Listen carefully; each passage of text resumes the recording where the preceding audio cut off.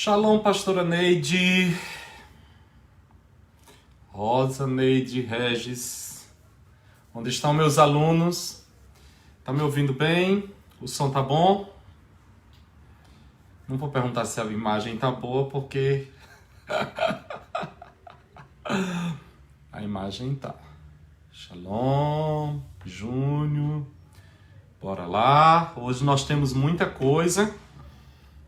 Apesar de nós estarmos no final da nossa matéria, nós hoje temos bastante coisa, porque eu quero começar fazendo uma retrospectiva, digamos assim, para que nós possamos,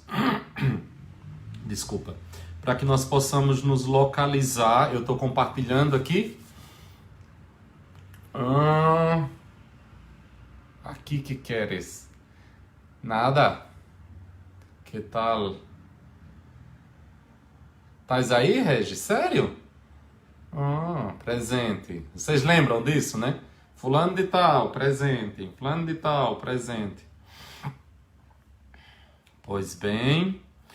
Já compartilharam? Já compartilhou? Já compartilhou? Deixa eu olhar aqui quem compartilhou. Deixa eu ver aqui quem compartilhou. Tô vendo aqui gente que não compartilhou. Almofada nova? Aqui.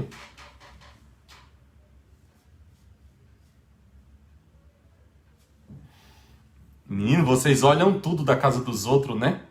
Meu pai do céu. Vocês olham tudo. Quem não compartilhou aí, que eu tô vendo que não compartilhou ainda? Será que eu vou ter que ir aí, compartilhar esse negócio? Almofadas novas? Ei, pega a Bíblia de vocês e abra no livro do profeta Daniel.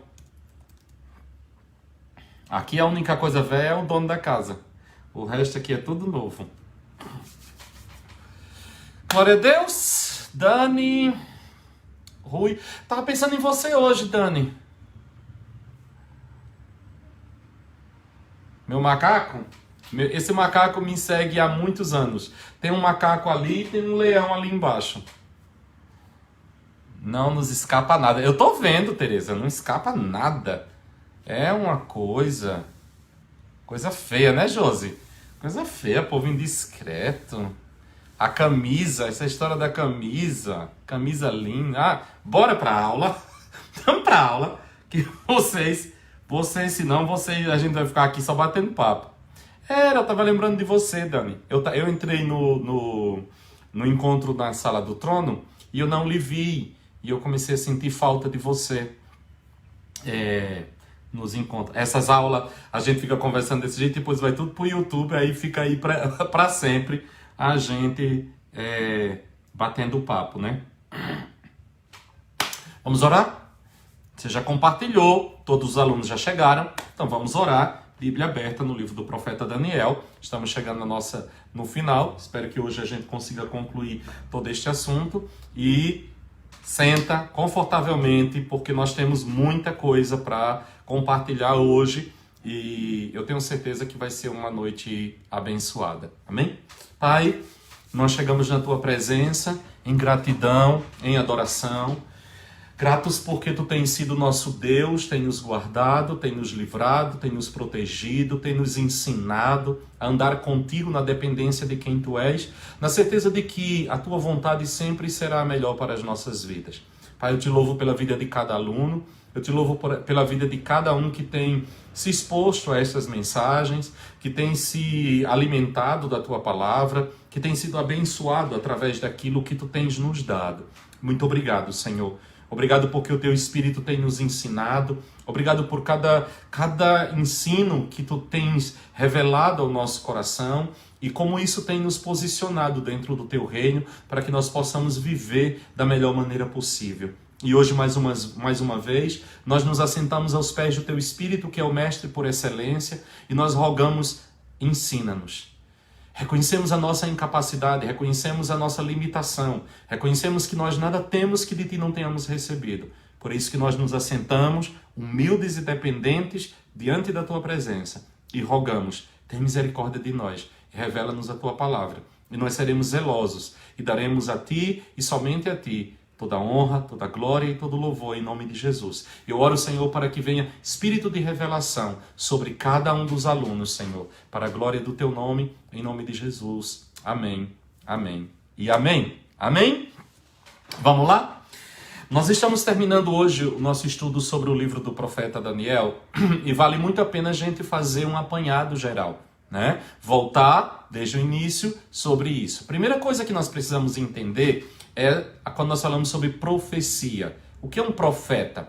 No Antigo Testamento, o profeta é um vidente. O profeta é aquele que vê o que vai acontecer. O profeta é aquele que se antecede em acontecimentos futuros, né? Então, quando nós falamos de Daniel como um profeta, nós estamos falando daquilo que ele vê, daquilo que Deus revela para ele. Um profeta é aquele que vê. Ele vê no mundo espiritual. É interessante quando nós vamos entender isso, por exemplo, quando Eliseu, depois de andar muito com Elias, chega uma certa hora que Elias está para ser tomado da terra e ele volta-se para Eliseu e faz uma pergunta: o que tu queres? Aí ele diz: eu quero uma porção dobrada do teu espírito. E Elias diz assim para Eliseu: dura coisa tu me pediste. Dura coisa tu me pediste. Se tu conseguires ver quando eu for tirado da terra, né, te será dado. Na realidade, esse texto é mais ou menos assim: se tu conseguires ver, vírgula, quando eu for tirado da terra, te será dado. Ou seja, o que é que Elias está dizendo? Isso que tu estás me pedindo não depende de mim. Isso que tu estás me pedindo depende de ti e depende de Deus contigo. Se tu conseguires ver no mundo espiritual, se tu tiveres uma visão aberta para as coisas espirituais, tu és um profeta. Se não, eu não posso te dar isso. E a Bíblia diz uma coisa que as pessoas às vezes confundem muito. Tem gente que pensa assim: e Eliseu viu carros de fogo levando Elias. Gente, Elias não foi levado da terra em carros de fogo. Elias foi levado da terra num redemoinho. A Bíblia diz que Deus abre os olhos de Eliseu e Eliseu vê carros, uma carruagem de fogo passando. Aquela visão da carruagem de fogo não tem nada a ver com Elias. A visão da carruagem de fogo, ela tem a ver com o ministério de Eliseu. Então, aquele era um sinal de que ele era um profeta. Por que ele era um profeta? Não porque ele pegou a capa de Elias. A unção profética sobre Eliseu, ela não se manifesta quando ele pega a capa de Elias. A unção profética sobre Eliseu se manifesta quando Deus abre os olhos dele e ele vê aqueles carros de fogo. E você vai encontrar isso como uma marca do ministério dele. Esses carros de fogo, essa questão dos carros e cavaleiros de fogo. Certo? Então, assim, o que é um profeta? É aquele que vê no futuro, é aquele que vê o que Deus vai fazer. Isso é um profeta. Então, quando nós falamos de Daniel como um profeta, Daniel faz parte da leva do cativeiro babilônico. Ele está na Babilônia, cativo, nos dias de Nabucodonosor, e o que vai acontecer ali? Nabucodonosor vai ter um sonho, né? Lembra da história? Então, só para fazer um resumo. No sonho ele vê uma estátua, há um desafio para quem consegue dizer o sonho e trazer a sua interpretação. E aquela estátua de Nabucodonosor é um mapa do futuro, a partir daquele ponto em que Daniel está até os últimos dias. Então, Deus vai mostrar a Daniel, começa ali, a revelação é progressiva. Então começa num sonho de Nabucodonosor, mas o sonho não é tudo. Mas o sonho não é tudo, mas no sonho tem tudo. No sonho Deus vai mostrar todas as coisas que vão acontecer até os últimos dias. Então é uma estátua que ele tem que revelar o sonho e trazer a interpretação. Cada peça da estátua se refere a um período histórico até o reino de Cristo. Então a estátua tem alguns metais que falam dos seus valores. Começa pelo Império Babilônico, que é a cabeça de ouro. Depois o Império Medo e Persa, né, que é a prata. Depois o Império Grego, que está nessa parte aqui da barriga, né? O Império Grego, que é o bronze. Depois você tem as pernas, que é o Império Romano, que é a mistura de ferro e barro nos pés, né? Ferro nas pernas, ferro e barro misturado nos pés. E ele vê uma pedra que é lançada do céu sem intervenção do homem e que destrói toda aquela estátua. E Daniel vai e começa ali, Deus dá a interpretação a Daniel do que seria aquilo, né? O Império Babilônico, o Império Medo-Persa, o Império Grego e o Império Romano dividido em dois.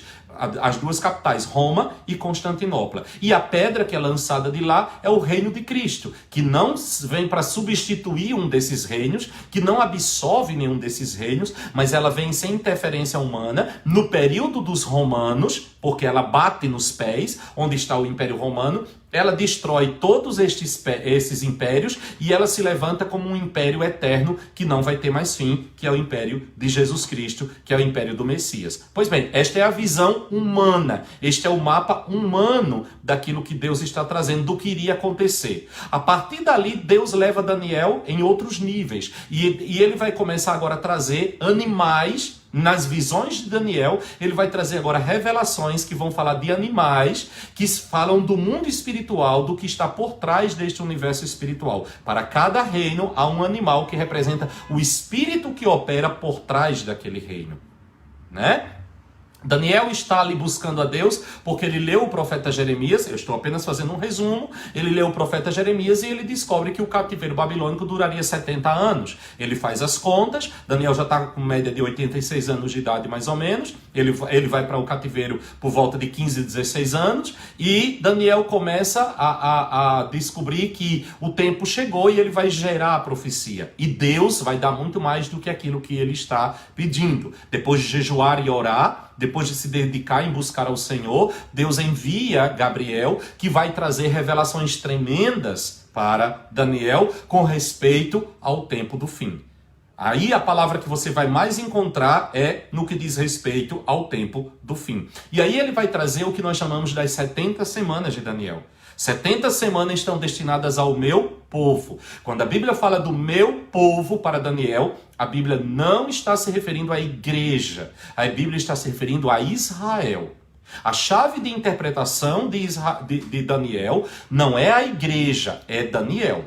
É Israel, aliás. Se você não compreender Israel como o povo de Deus para compreender Daniel, você vai patinar e você vai dizer loucuras a respeito das profecias, certo? O povo que Deus levantou como chave de interpretação profética não é a igreja, é Israel. Então os anos estão destinados sobre o povo dele. E ele vai falar a respeito de 3 períodos, esses 70 anos de Daniel, estou fazendo um gancho para poder chegar onde eu quero hoje.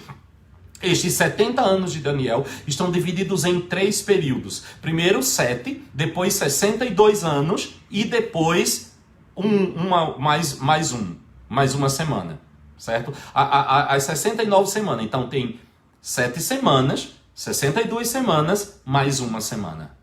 Okay? Essa contagem se dá, Deus vai dizer a Daniel, né, que ele deve fazer essa contagem a partir do edito que vai sair para reconstruir Jerusalém. Esse edito vem no período de Xerxes e ele sai no ano 445. Demora, a reconstrução de Jerusalém pelas mãos de Esdras e Neemias demora 49 anos. 7 vezes 7, 49. Lembre-se que nós estamos falando de semanas de anos. 7 vezes 7, 49. Primeiro período, 49 anos. Depois desses 49 anos, vem o segundo período, certo? Que são 62 semanas. Quando é que vai contar? A partir desses 49 anos, 396 a.C., ele teria que contar agora 434 anos. Ok? Por quê?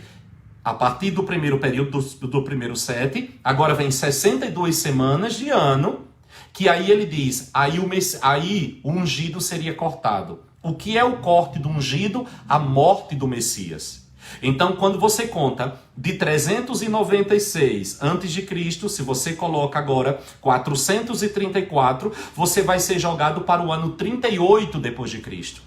Aí você pode dizer, tá, mas Jesus não morreu no ano 38, Jesus morreu no ano 33. Aí você vai ter que entrar agora no calendário e descobrir que o calendário que nós temos hoje, que é o calendário gregoriano, ele só foi liberado, ele só aconteceu por Dionísio no ano 525.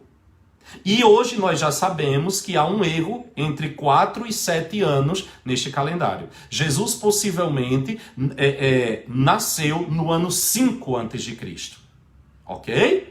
Então, se eu, por causa deste erro, e uma das coisas que nós sabemos disso é pela morte de Herodes. Herodes que deu o decreto para morrer, para matar as crianças até 2 anos. Quando Herodes dá este decreto, Jesus tinha 2 anos de idade, certo? Quando vêm os magos do Oriente, falei sobre tudo isso nas aulas passadas, você tem tudo isso mais detalhado nas nossas aulas, que também estão no YouTube.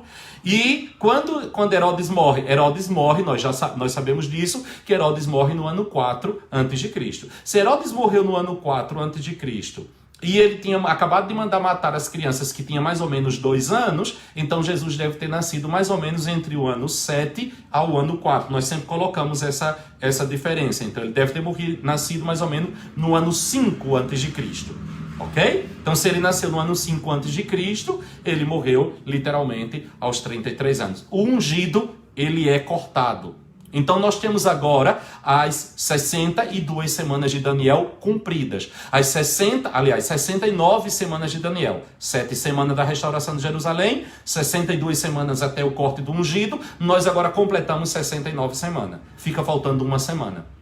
Há uma lacuna entre essas 69 semanas e a 70ª semana de Daniel. É um mapa. Toda a revelação de Daniel é um mapa que aponta para o fim de todas as coisas. O que vai acontecer entre a 69ª semana e a 70ª semana de Daniel? O que vai acontecer? Aqui entra o período da igreja. Do corte dos gentios até a última semana, lembre-se, Deus volta os seus olhos para os gentios. A revelação das 70 semanas nada tem a ver com a igreja dos gentios. Ok? Deus endureceu o coração de Israel em parte e agora Deus se volta para um povo que não era seu povo. Aqui acontece a partir da morte do Messias. Ele veio para os seus não o receberam, mas a todos quanto receberam foi lhe dado o poder de serem feitos filhos de Deus. Do corte do Messias até o final, nós vamos ter agora o período da igreja, a época da graça. Daniel falou a respeito deste período? Não. Toda a profecia de Daniel diz respeito à casa de Israel. Certo? Então, há um silêncio entre a 69ª semana e a 70ª semana. Quando é que este tempo vai acabar para que se complete as 70 semanas? Quando a plenitude dos gentios entrar. Deixa a tua Bíblia aberta em Daniel capítulo 12. Deixa a tua Bíblia aberta em Daniel capítulo 12 e dá um pulinho comigo em Romanos. Só para você ter uma ideia, porque as pessoas acham que o tempo de Israel acabou. Vamos hoje aproveitar bastante o nosso tempo. Olha o que é que vai dizer aqui Romanos capítulo 11. Olha o que é que diz Romanos capítulo 11. Romanos capítulo 11 vai dizer assim: digo, pois, rejeitou Deus o seu povo? Paulo está falando de Israel. Ele vai dizer, de modo nenhum. Também eu sou israelita, da descendência de Abraão, da tribo de Benjamim. Deus não rejeitou o povo que antes conheceu. Ou não sabeis o que a Escritura diz de Elias? Como estou perante Deus contra Israel? Senhor, mataram os teus profetas, derrubaram os teus altares, e só eu fiquei e buscam tirar minha vida. Mas o que diz a resposta divina? Reservei para mim 7.000 que não dobraram os joelhos diante de Baal. Assim, pois, também agora, neste tempo, ficou um remanescente, segundo a eleição da graça. O período que nós estamos vivendo é o período da eleição da graça, não da lei, da graça. Mas se é pela graça, já não é pelas obras da lei. De outra maneira, pois... Versículo 7 diz assim: que diremos, pois? O que Israel buscava não alcançou, mas os eleitos alcançaram, e os outros foram endurecidos. Versículo 12 diz: ora, se a sua queda é a riqueza do mundo, e a sua diminuição a riqueza dos gentios, quanto à sua plenitude, Convosco falo, gentios, e enquanto for apóstolo dos gentios, glorificarei o meu ministério, para ver se de alguma maneira posso incitar os ciúmes da minha carne e salvar alguns deles. Pois se a sua rejeição é a reconciliação do mundo, qual será a sua admissão, senão vida dentre os mortos? Veja, a rejeição de Israel para com o Messias marca o período da eleição da graça. A aceitação de Israel, a volta de Israel para buscar o Senhor, está intrinsecamente ligado à ressurreição dos mortos. É isso que Paulo está dizendo. Se as primícias são santas também... Versículo 17 também assim. Se alguns dos ramos foram quebrados e tu, sendo zambujeiro, for enxertado no lugar deles e feito participante da raiz e da seiva da oliveira, não te glories contra os ramos. Se contra eles te gloriares, considera isto. Não és tu que sustenta a raiz, mas a raiz a ti. Olha, aí ele continua, está bem, pela sua incredulidade, versículo 20, foram quebrados, e tu estás em pé pela fé. Não te ensoberbeças, mas teme, pois se Deus não poupou os ramos naturais, teme que não te poupe a ti também. Considera, pois, a bondade e a severidade de Deus, para com os que caíram severidade, mas para contigo a bondade de Deus, se permaneceres na sua bondade. De outro modo, também tu serás cortado. Também eles, se não permanecerem na incredulidade, serão enxertados, porque Deus é poderoso para os tornar a enxertar. O que é que Paulo está aqui dizendo? Tudo aquilo que acontece na vida da igreja está intrinsecamente ligado com tudo aquilo que acontece em Israel. Israel e a igreja caminham num paralelo. Então, Deus endureceu o coração de Israel em parte. Para quê? Para que o evangelho chegasse até os gentios. Aí, o que vai acontecer agora com esses gentios? Há um período, há um tempo, o tempo da graça do Senhor. Este tempo, ele é marcado, e eu sei que ele vai se encerrar por um acontecimento. Que acontecimento que vai fazer com que eu saiba que o tempo da graça se encerrou? O arrebatamento da igreja. Quando a graça, o período da graça, este período do evangelho da graça se encerrar, a porta da graça fechou, a igreja será tirada da terra e aí Deus voltará outra vez os seus olhos para Israel. Para que Deus voltará os seus olhos outra vez para Israel? Para completar o que falta em Israel. O que falta em Israel? Uma semana. O calendário de Deus para com Israel é de 70 semanas. 69 semanas se cumpriram e entrou o período da graça. Deus olhou para a igreja. O relógio de Deus para com Israel ficou parado. O mover de Deus, aquilo que Deus estava fazendo em Israel, a partir de Israel, ficou parado. Aí Deus se volta para os gentios. Agora, neste período, para que um judeu seja salvo, é necessário que ele aceite a Jesus como Senhor e venha fazer parte da igreja de Jesus Cristo, predominantemente gentílica. Certo? Uma vez que este tempo da igreja se encerrar, quando a porta se fechar e a igreja for tirada da terra, Deus voltará para Israel por um período, 7 anos, para completar o calendário que ele deu a Daniel. Ok? Então, o que é que nós estamos agora acontecendo? É aquilo que Jesus vai dizer em Mateus 24. Nós estamos no princípio das dores. Para quê? Para terminar o período da igreja. A igreja, o período da igreja está sendo terminado, está se encerrando. Quando é que ele vai se encerrar? Repito, quando a trombeta soar e a igreja for tirada desta terra. Quando a igreja for tirada desta terra, Deus outra vez olhará para Israel.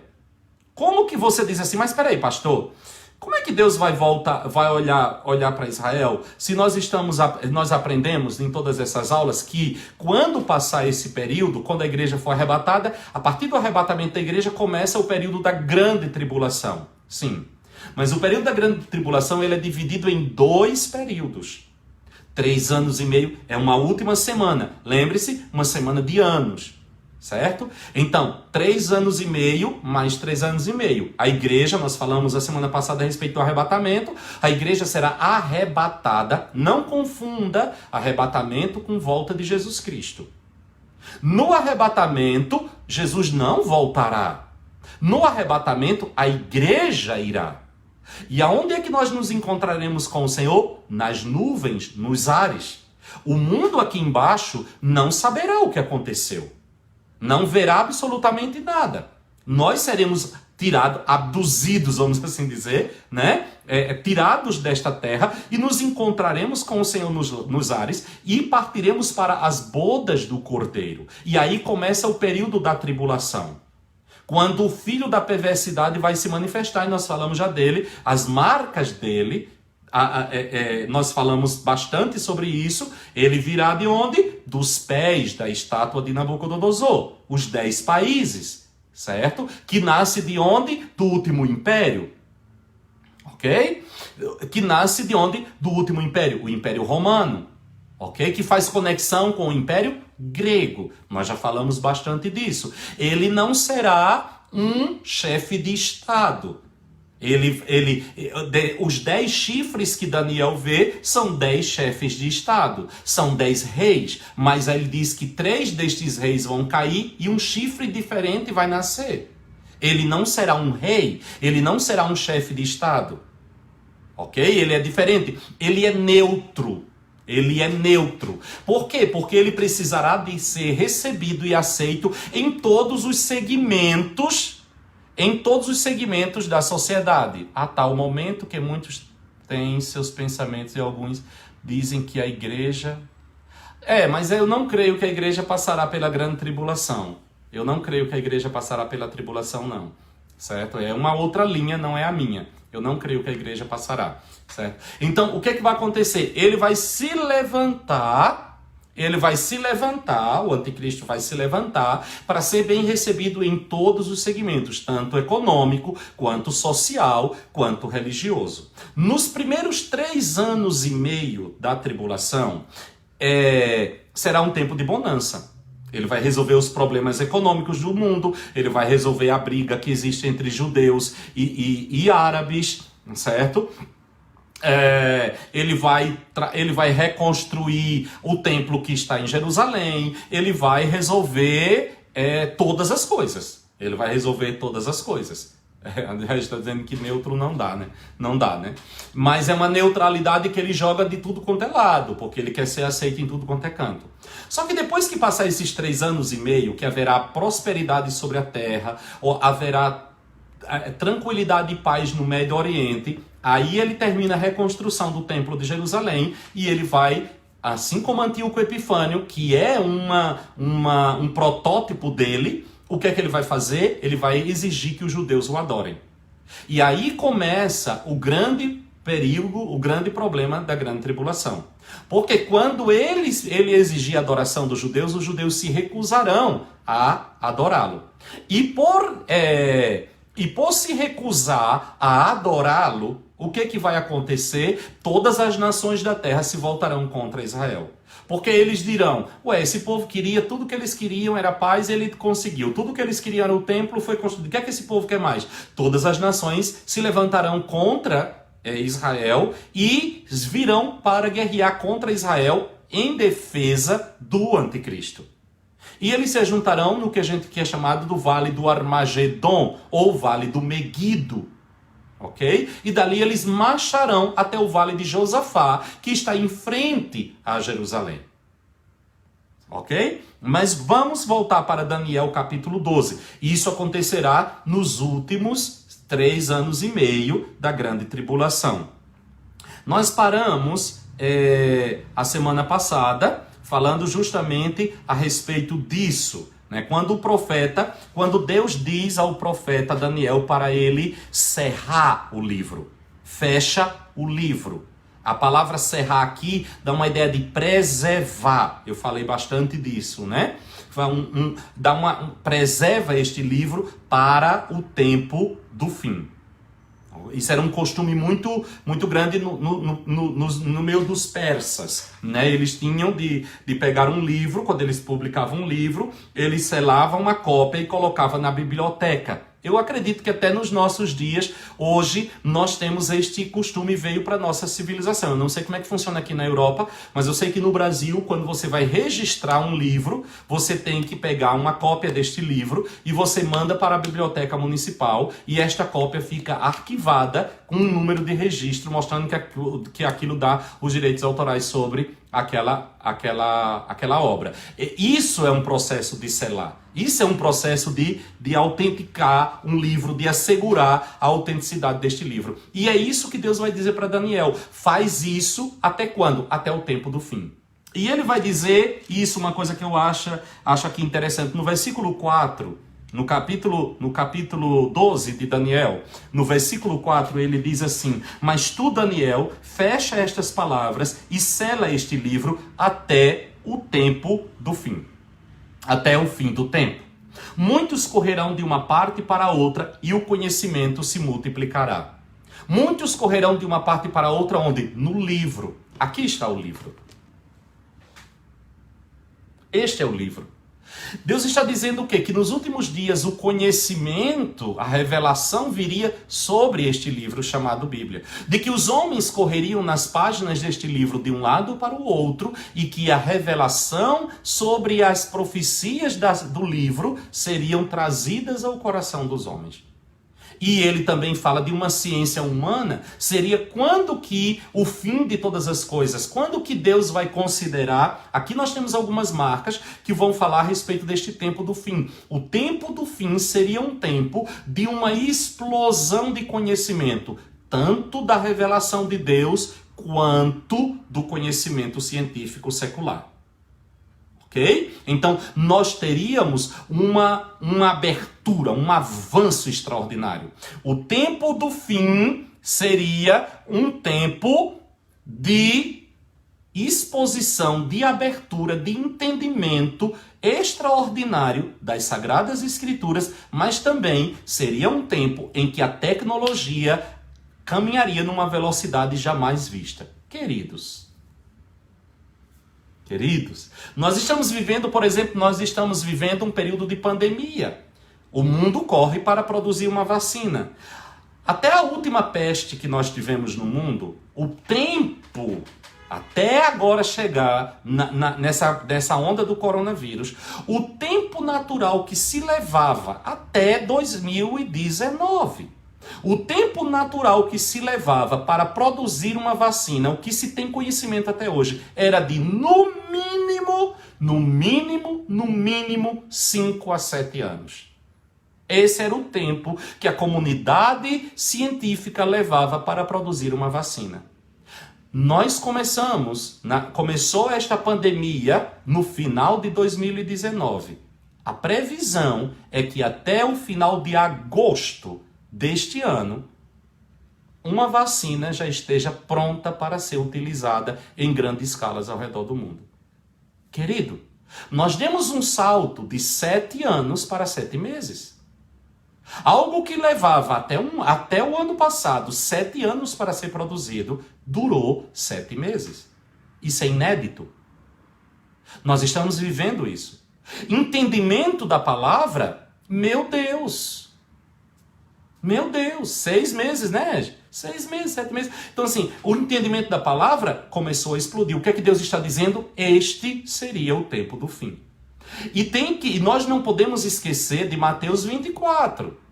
Por quê? Nós temos ali o relógio sendo restaurado. Lembra do que eu falei? O arrebatamento da igreja precisa acontecer. Prestem bem atenção a isso. O arrebatamento da igreja precisa acontecer em um cenário onde Deus possa completar a 70ª semana de Daniel. A 70ª semana de Daniel, ela diz respeito exclusivamente à casa de Israel. Não teria como a igreja ser arrebatada.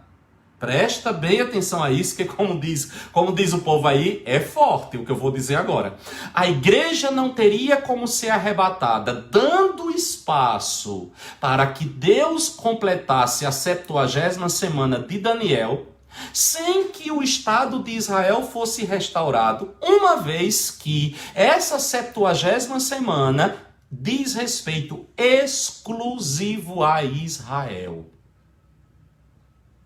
A última semana de Daniel. Por que a igreja não passará pela grande tribulação? Aqui está mais uma prova. As 70 semanas de Daniel dizem respeito à casa de Israel. Ninguém questiona isso. Ora, se as 70 semanas de Daniel dizem respeito à casa de Israel, se as 69 semanas se cumpriram exclusivamente com a casa de Israel, o que a igreja vai passar pela última semana? Por que essa última semana vai ser destinada à igreja? O que tem a ver a igreja com as 70 semanas de Daniel? Eu lhe respondo, nada. É por isso que em Mateus 24, Jesus vai dizer, preste atenção na figueira. Quem é a figueira? Israel. O que ele está falando? Ele está falando daqui do arrebatamento. Jesus está se referindo ao arrebatamento da igreja. O que ele vai dizer? Preste atenção à figueira e estudem Daniel. Estudem Daniel e entendam Daniel. Por que ele mandou estudar Daniel e entender Daniel? Porque estudando Daniel e entendendo Daniel, nós saberíamos que as 70 semanas de Daniel dizem respeito à casa de Israel. Como que ele completa? E que 69 semanas eram passadas e que ficou faltando uma. A partir do corte do Messias, a última semana de Daniel não pode ser completa. Por que ela não pode ser completa? Ela diz respeito à casa de Israel e no ano 70, Tito, imperador romano, invade Jerusalém, os judeus são espalhados ao redor do mundo e para lá nunca mais voltaram. É necessário congregar o povo de volta para completar-se a última semana de Daniel. Quando é que o povo é trazido de volta? 1948. Em 1948, o povo volta. Em 1948, o Estado de Israel nasce. Os judeus começam a voltar do mundo inteiro. A figueira nasceu, começou a criar seus ramos, Jesus diz assim, agora preste atenção, porque não vai passar essa geração. Qual geração? Não a que viu a figueira nascer, mas a que viu a figueira florescer. Esta geração não vai passar sem ver o Filho do Homem vindo do céu com poder e grande glória. Meu amado e precioso irmão, eu me atrevo a dizer, essa é a nossa geração.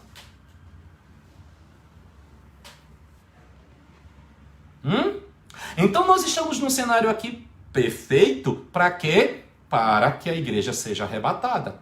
É o tempo, explosão populacional, explosão científica, explosão de revelação da palavra do Senhor, apostasia no meio da igreja, falsos mestres, falsos profetas, falsos ensinos. Ao mesmo tempo, Deus derramando fome pelo conhecimento da palavra, praga, peste, fome, guerra. Israel restaurado. Uma crise instalada no mundo inteiro econômica para ser resolvida, uma ausência de liderança mundial. Querido, o que é que está faltando para a igreja ir embora? Só o arcanjo fazer pronto. A trombeta soar e a gente ir embora. Por quê? Completou.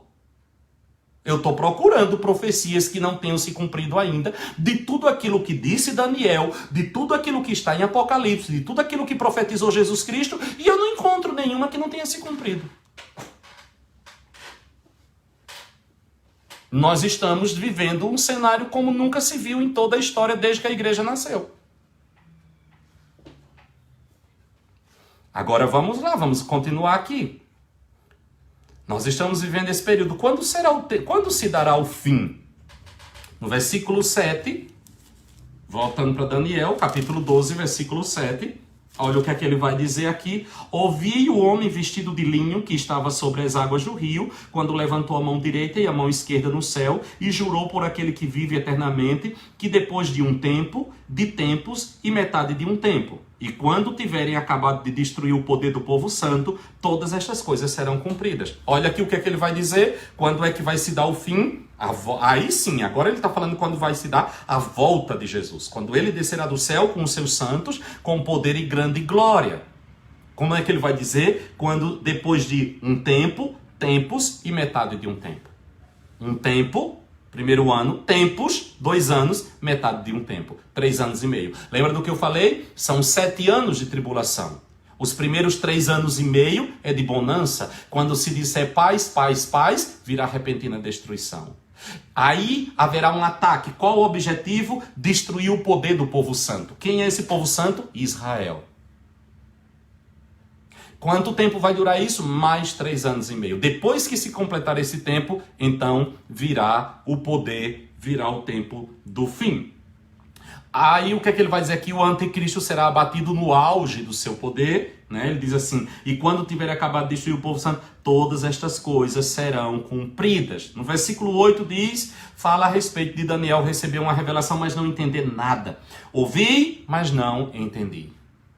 Daniel não entende tudo aquilo que Deus está dizendo. Ouvi, mas não entendi, por isso perguntei, Senhor meu, qual será o fim destas coisas? No versículo 8. No versículo 9, vem a resposta a Daniel, e que estas palavras estão cerradas, seladas. Olha o que é que ele diz. Daniel não entende. Há uma confusão quando Daniel começa essas datas, esses dias, esses espaços, essas lacunas. E ele pergunta, quando será o fim destas coisas? E no versículo 9 ele diz assim, ele respondeu, vai Daniel, porque estas palavras estão fechadas e seladas até o tempo do fim. Daniel jamais entenderia uma lacuna entre a 69ª semana e a 79ª semana, esse espaço vazio que ele não consegue entender, que é o tempo em que a igreja dos gentios se levantaria. Ele jamais entenderia isso. Deus diz, cerra a profecia, sela o livro para o tempo do fim. O livro será aberto outra vez no tempo do fim. Aleluia! Esse tempo chegou. Outra coisa no versículo 10, há uma coisa interessante aqui. Ele diz assim, muitos serão purificados e embranquecidos e provados, mas os ímpios procederão impiamente. Nenhum dos ímpios entenderá, mas os sábios entenderão. A perseguição não destrói, mas purifica. No versículo 7, como eu já falei, ele fala a respeito deste tempo, tempos e metade de um tempo. Deixa aqui aberto e vamos em Apocalipse para você ver um texto bem interessante que vai falar a respeito desse... Como é que eu vou saber que esse tempos e metade de um tempo se refere a 3 anos e meio? Apocalipse capítulo 12. Hoje eu estava estudando e me detive um tempo aqui nesse capítulo 12 e eu disse, eu queria falar só sobre ele.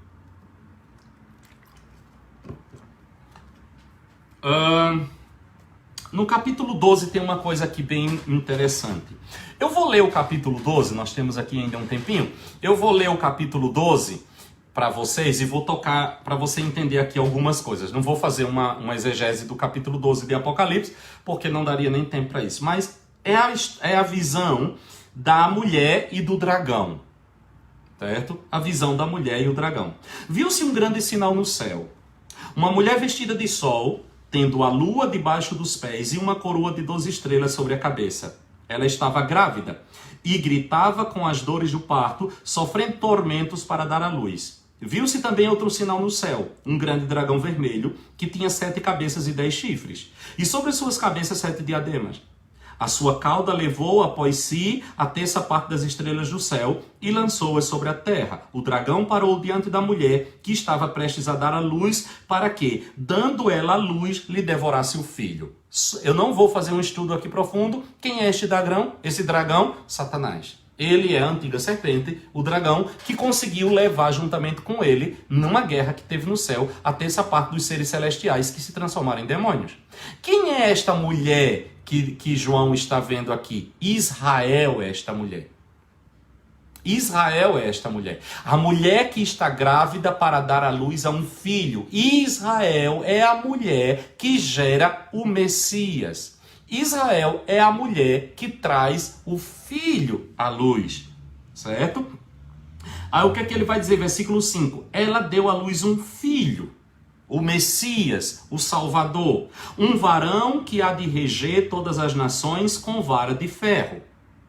Israel deu à luz este menino. Israel traz o Messias, a salvação vem de Israel. Então, essa mulher aqui é Esta mulher que tem vestida de sol, tendo a lua debaixo dos seus pés e uma coroa com 12 estrelas, que fala das 12 tribos de Israel, que fala dos 12 apóstolos do Cordeiro também, né? Mas principalmente das 12 tribos de Israel. Ela tem uma missão. A missão dela é trazer o menino. A missão dela é trazer o Salvador. Mas veja o que acontece. Versículo 5 diz, ela deu à luz um filho, um varão, que há de reger todas as nações com vara de ferro. Está se referindo ao Messias. E o seu filho foi arrebatado para Deus e para o seu trono. O filho foi tirado. O filho foi levado. Ele subiu ao céu. No versículo 6 diz assim, a mulher fugiu para o deserto. Essa mulher que se esconde no deserto, esta mulher que está guardada no deserto, esta mulher... Deserto fala de um lugar de esquecimento, deserto fala de um lugar inacessível, onde tinha lugar preparado por Deus para que ali fosse alimentada. Esta mulher vai ficar guardada por um tempo no deserto. Até Deus preparou para ela. Esta mulher é Israel. Fosse alimentada durante 1260 dias. Se você pega 1260 e divide por 360, que o calendário judeu é um calendário lunar, não tem 365 dias, mas 360 dias, vai dar 3 anos e meio. Certo? Então, aqui ele vai dizer, aí ele vai falar, e houve guerra, Miguel e taratatá, não vou entrar nesta questão aqui. Quando você vai, aí ele vai fazer aqui no capítulo 12 esse paralelo da tribulação com outros acontecimentos. Como eu disse, profecia você não analisa a partir de uma leitura corrida. Você vai ter que pegar e ver a que tempo ele está se referindo em cada uma destas coisas. No versículo 13 do capítulo 12, no versículo 13, diz assim, quando o dragão se viu lançado da terra, perseguiu a mulher que dera à luz o varão. Certo? A perseguição do dragão contra a mulher, que é Israel, por uma ira. Porque o ódio de Satanás com Israel. Porque Israel é a mulher que trouxe ao mundo o Salvador. Esse ódio, os campos de concentração, o antissemitismo, a perseguição contra judeus. O preconceito, o ódio contra os judeus, a morte de judeus nos campos. O que é isso? A ira de Satanás, porque Israel foi a nação escolhida, é a mulher escolhida que traz o Salvador do mundo. Versículo 14 diz assim, e foram dadas à mulher as 2 asas da grande águia, para que voasse até o deserto, ao seu lugar, onde é sustentada por um tempo, olha aqui mais uma vez, onde é sustentada por um tempo e tempos e metade de um tempo, fora da vista da serpente. Só para mostrar a vocês o que é esse um tempo, tempos e metade de um tempo, é 1260 dias, que são 3 anos e meio.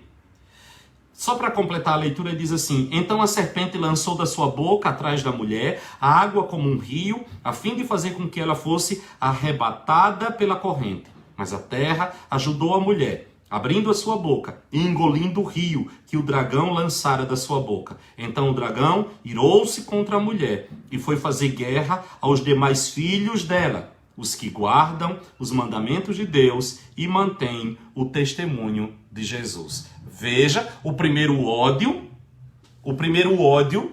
do dragão é contra a mulher. Ele faz tudo para destruir a mulher. Ele faz tudo para afogar a mulher. Ele não consegue. Ele deixa a mulher por um tempo. Olha o que ele vai dizer aqui. Então o dragão irou-se contra a mulher e foi fazer guerra aos demais filhos dela. Quem é esses demais filhos dela? A igreja. E ele vai dizer aqui, os que guardam os mandamentos de Deus e mantêm o testemunho de Jesus Cristo. A igreja, olha a diferença entre a mulher e os outros filhos da mulher. A igreja se torna participante da comunidade de Israel. Qual é a diferença que existe entre a mulher que é Israel e os demais filhos da mulher? Que estes demais filhos da mulher têm um diferencial aqui. Eles guardam o quê? eles mantêm o quê? O testemunho de Jesus Cristo. E a mulher? Não. Israel não reconhece Jesus como sendo o Salvador, mas Israel produziu, gerou filhos, é a descendência de Abraão. O que é que Deus disse a Abraão? A tua descendência será numerosa como o quê? Como os grãos de areia da praia do mar e as estrelas do céu. Deus fala com Abraão de 2 povos. Deus diz, um povo será como a areia da praia do mar, barro, herança natural, pó da terra, filhos nascidos segundo a carne, filhos nascidos das tuas entranhas. Quem é essa descendência de Abraão que é comparada aos grãos de areia da praia do mar? Israel físico. Mas ele também disse a Abraão, tu também terás uma descendência semelhante às estrelas do céu. Como assim? Uma como a areia do mar e a outra como as estrelas do céu. O que são as estrelas do céu? O que vem do alto, o que vem de cima, o que não é feito de barro. De quem é essa descendência que vem de cima? A igreja de Jesus Cristo. Filhos nascidos não segundo a vontade do homem e nem vontade da carne, mas segundo a vontade de Deus. Só que ambos os povos, ambas a descendência, têm como pai Abraão. A Bíblia diz que nós nos tornamos participantes da herança de Abraão pela fé. Somos filhos de Abraão pela fé, estrela do alto. E Israel, filho de Abraão, segundo a carne. Logo, quando eu falo de Abraão, eu estou falando da mulher? Eu estou falando de Israel? O que é que eu estou dizendo aqui? A mulher que é guardada por este tempo, enquanto o dragão vai guerrear contra uma descendência da mulher, alguns filhos da mulher que têm um diferencial. Estes filhos da mulher, com quem o dragão está em guerra, estes filhos da mulher tem o testemunho de Jesus Cristo. Esta guerra está acontecendo agora. A guerra de Satanás, hoje, ela é focada na igreja, que é descendência de Abraão, que é filho de Abraão, mas que carregam o testemunho de Jesus Cristo. Vocês estão entendendo? Vocês estão tão calados do lado de lá. Vocês estão me entendendo? Ok. Voltando para Daniel capítulo 12. Posso ouvir um amém aí? O Marcos disse, em que ensino claro. Glória a Deus. A ciência se multiplicaria.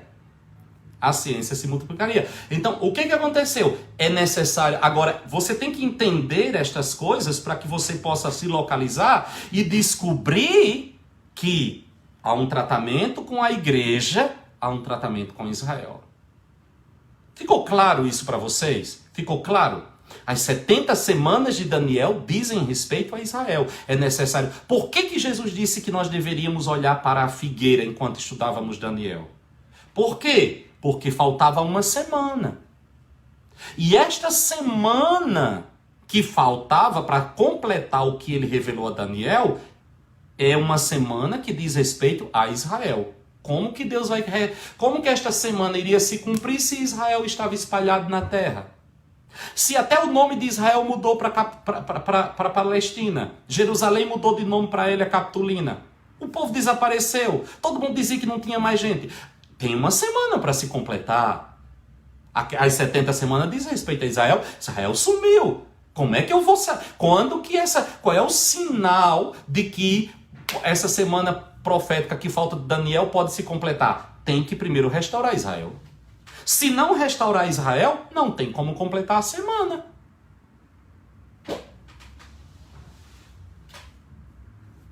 Entenderam?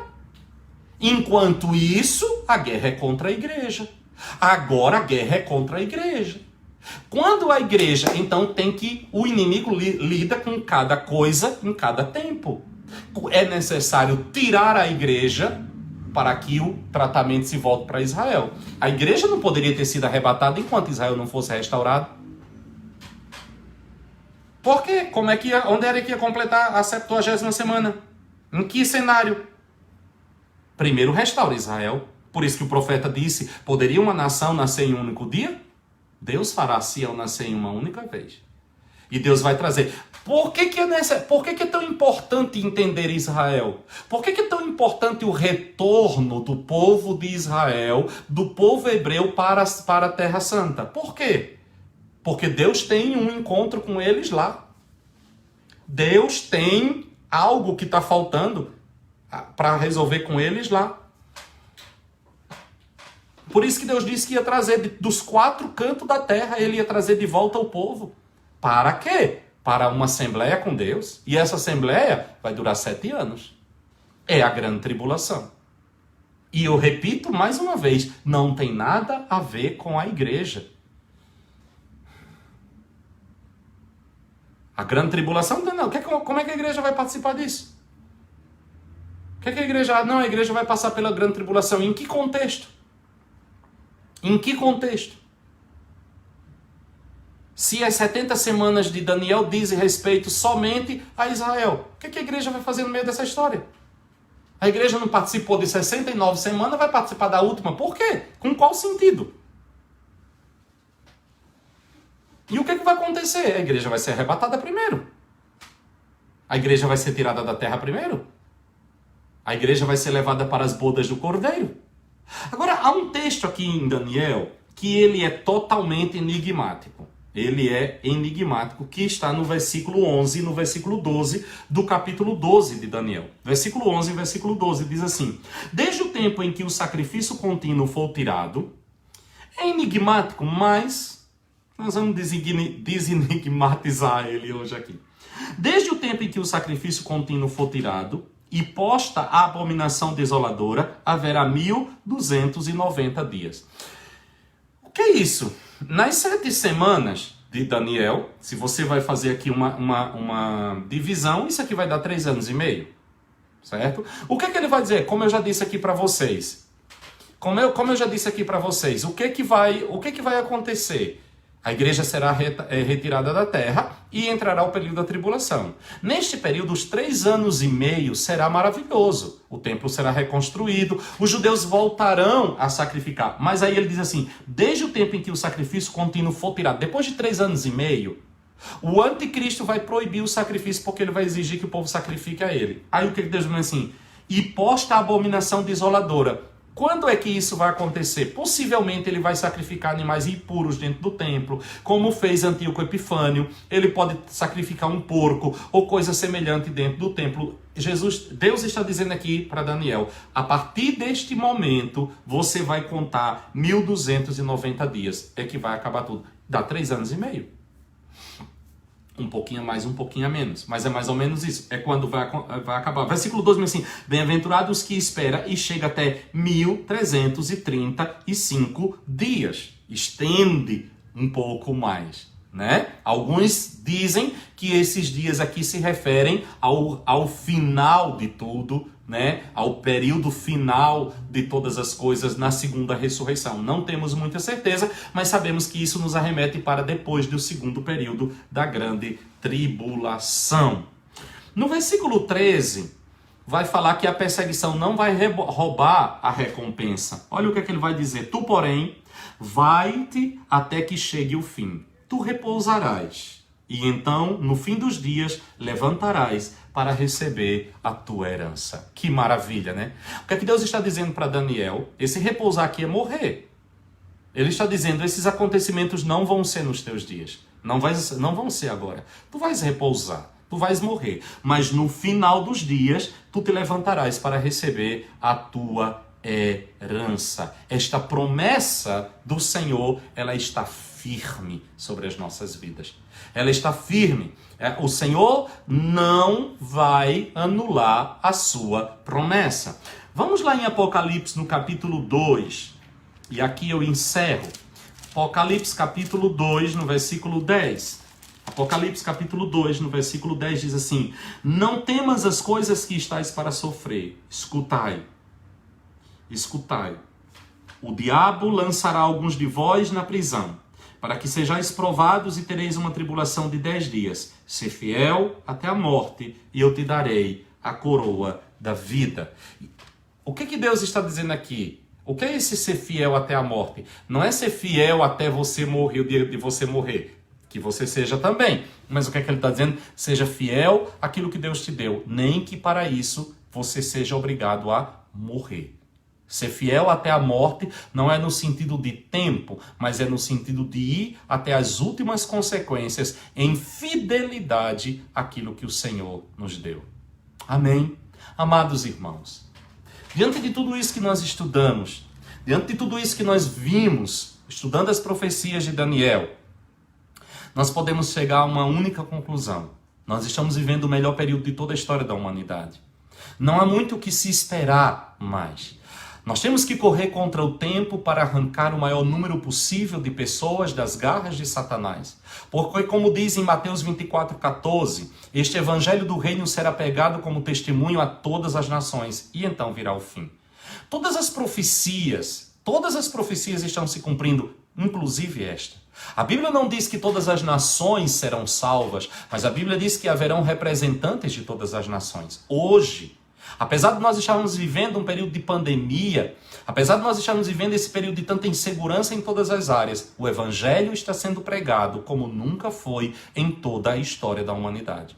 Nós estamos alcançando um número muito grande de pessoas a cada dia. Milhares e milhares e milhares e milhares de pessoas. Através das mídias sociais, nós estamos vivendo hoje uma explosão de tecnologia que tem favorecido o anúncio do Evangelho de Jesus Cristo. Mesmo nas maiores ditaduras, em países muçulmanos, em países comunistas, em tantas estruturas que fazem tudo para poder impedir que o Evangelho chegue, nenhuma delas é forte o suficiente para impedir a mensagem do Evangelho. Israel está aí. Todas as outras marcas que eu disse, elas estão aí diante de nós. O que é que nós podemos esperar? O que é que nós estamos esperando? A única coisa que nós estamos esperando é o arrebatamento da igreja, a partida da igreja do Senhor desta terra. Que o Senhor nos ajude, que o Senhor nos guarde, que o Senhor nos dê graça, unção e sabedoria, porque a Bíblia diz que antes disso acontecer, Ele derramaria do seu Espírito sobre toda a carne. Haveria um grande derramado do Espírito Santo.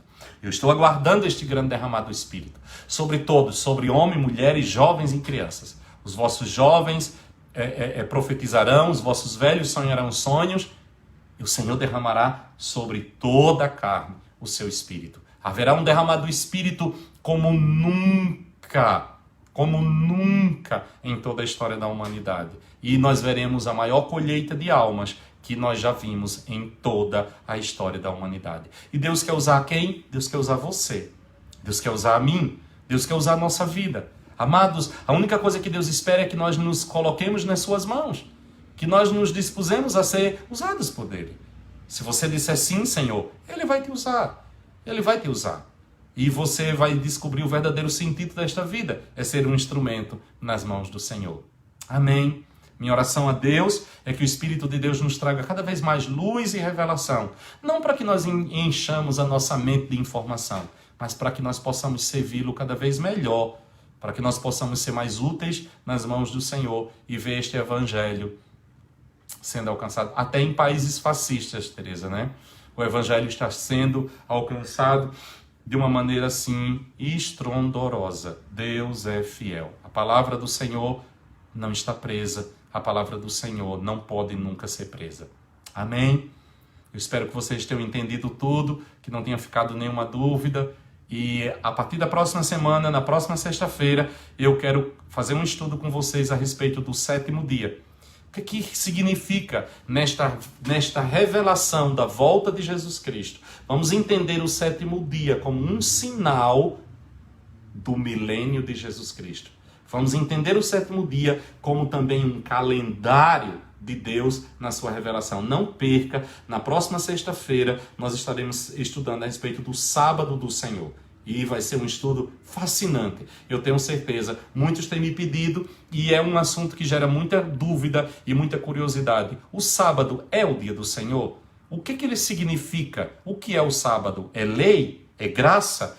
Como é que eu devo olhar para o sábado? Tudo isso nós tentaremos responder analisando as Escrituras Sagradas. Amém? Não se esqueça que amanhã, às 7 horas da noite aqui em Londres, 3 horas da tarde no Brasil, nós temos um culto maravilhoso de adoração ao Senhor.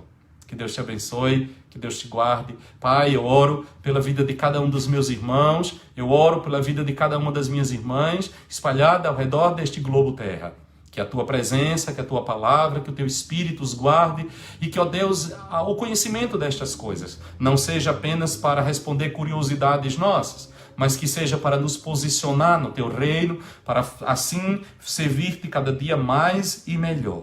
Pois nós sabemos que o tempo está cumprido, o reino de Deus está próximo, é tempo de avançar, é tempo de fazer a tua obra enquanto é dia, pois a noite vem em que nós não conseguiremos mais nada fazer. Usa-nos para o louvor da tua glória.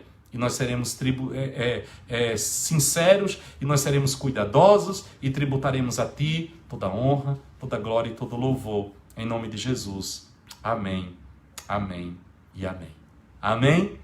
Deus te abençoe também, Josi, a todos os amados. Amo vocês. E nas suas orações, não se esqueçam, orem sempre por mim. Eu conto com as orações dos irmãos.